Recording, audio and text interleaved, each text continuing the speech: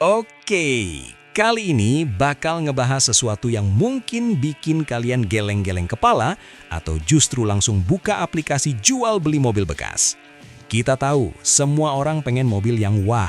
Tapi di tengah harga mobil baru yang makin gak masuk akal, ada segelintir mobil yang justru harganya jatuh sejatuh-jatuhnya di pasar bekas karena kalah pamor atau dicap buruk sama netizen yang bahkan belum pernah megang setirnya. Padahal, kalau kita mau deep dive lebih dalam secara teknis, mobil-mobil ini adalah permata tersembunyi yang menawarkan durabilitas mesin badak dan kenyamanan yang jauh di atas harganya. Bisa dibilang kalian beli kualitas emas dengan harga perunggu.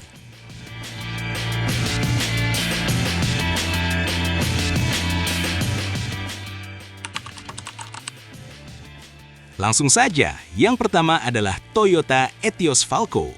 Kenapa layak beli? Karena ini adalah Toyota rasa Eropa. Meskipun lahir di India, Etios punya build quality yang jauh lebih solid dibanding Agya generasi manapun. Mesin 1,2 liter 3 NRFE 4 silindernya super halus, minim getaran, dan kaki-kakinya terasa lebih napak di kecepatan tinggi. Ini adalah pilihan paling logis buat kalian yang mau Toyota, tapi ogah dibilang mobil kalen. Kekurangannya apa ya?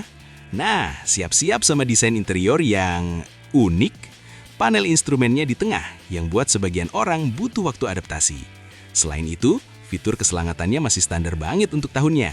Dan karena nggak laku-laku amat dulu, aksesoris modifikasinya nggak sebanyak Yaris.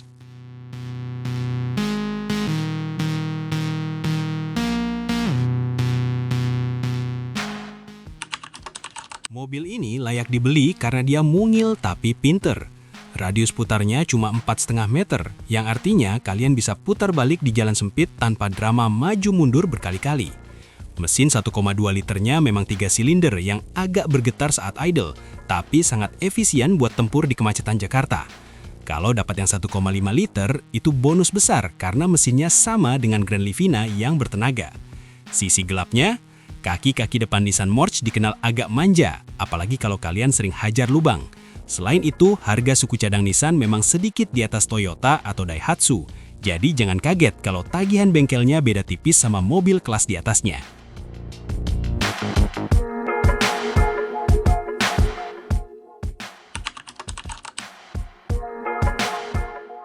Splash itu ibarat underdog yang sebenarnya sangat fungsional. Kenapa layak beli? Karena dia pakai mesin K12B yang terkenal bandel dan irit, sama seperti Swift, tapi dengan bodi yang lebih tinggi. Ini mobil buat kalian yang butuh headroom luas, pakai peci atau helm pun masih muat di dalam kabinnya yang lega itu. Tapi ya, kekurangannya ada pada desain eksterior bagian belakang yang cukup menantang selera orang banyak. Bagasinya juga sangat sempit. Kalau bawa belanjaan bulanan satu troli, kalian bakal pusing nyusunnya. Oh iya, bantingan suspensinya juga tergolong kaku, khas Suzuki zaman dulu.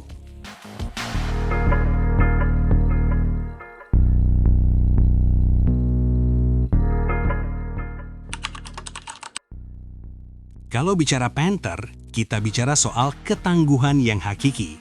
Varian LM atau Smart layak beli karena kalian dapat mesin diesel 4JA1L yang bisa minum solar jenis apapun, bahkan yang kualitasnya paling rendah sekalipun.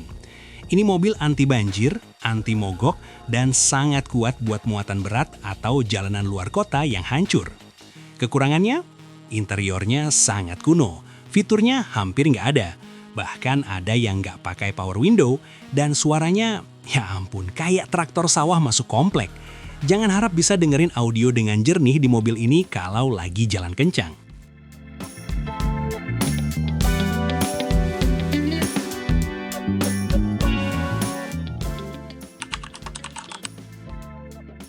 Ini adalah mobil yang menolak punah. Layak beli karena durabilitasnya sudah teruji puluhan tahun di Indonesia. Secara kenyamanan, suspensinya jauh lebih empuk dibanding Panther. Ini mobil buat kalian yang pengen mobil keluarga yang gak ribet perawatannya dan harga jualnya sangat stabil. Bahkan cenderung naik kalau kondisinya mulus. Masalahnya, kijang kapsul diesel itu berisik dan getarannya sampai ke tuas transmisi. Selain itu, mencari unit yang gak bekas capek atau bekas proyek itu susahnya minta ampun. Kebanyakan sudah punya kilometer yang melampaui jarak bumi ke bulan.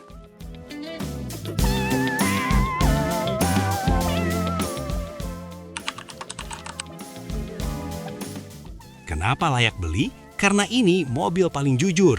Dia nggak pura-pura mewah, tapi dia kasih kabin yang sangat tinggi dan lega. Mesin K10B-nya legendaris, jarang ada masalah besar dan sangat irit. Kalau kalian cari mobil buat antar jemput anak sekolah atau operasional bisnis kecil, ini jawabannya. Namun, kekurangannya adalah kestabilan. Karena bentuknya yang tinggi dan tipis seperti roti tawar, kena angin samping sedikit di tol pun rasanya goyang. Ban standarnya juga kekecilan, bikin tampilannya kurang proporsional dan traksinya terbatas.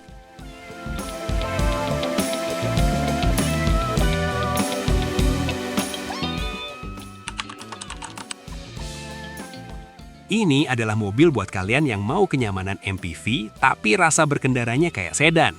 Kenapa layak beli? Karena dibanding Avanza di tahun yang sama, Livina menang telak di kenyamanan suspensi dan kekedapan kabin. Desain interiornya juga terasa lebih mewah dan timeless. Tapi ada harga yang harus dibayar.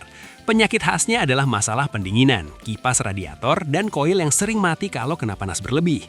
Selain itu, karena sasisnya rendah, mobil ini gampang gastro kalau lewat polisi tidur yang ngajak berantem atau saat muatan penuh.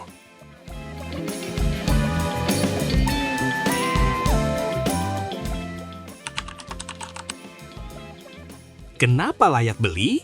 Karena ini mobil murah banget. Dengan harga motor baru, kalian dapat mobil ber-AC yang mesinnya sangat sederhana berbasis desain Mitsubishi.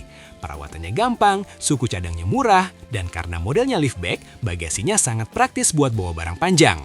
Kekurangannya, brand image-nya masih sering dianggap sebelah mata.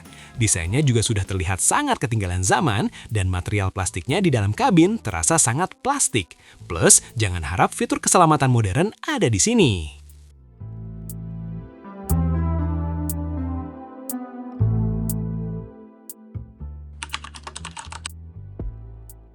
Terakhir, buat kalian yang hobi nyetir tapi budget tipis, kenapa layak beli? Varian 1,4 liter manual ini adalah cara paling aman punya Ford. Kalian dapat handling yang tajam, bodi yang kokoh, dan kenyamanan berkendara khas mobil Eropa tanpa harus pusing mikirin transmisi dual clutch yang bermasalah di varian 1,6 liter. Kekurangannya, jaringan dealer Ford sudah tidak sebanyak dulu meskipun sekarang mulai kembali. Suku cadang tertentu mungkin harus inden atau cari di spesialis. Dan ya, ruang kaki di baris kedua sangat sempit untuk orang dewasa.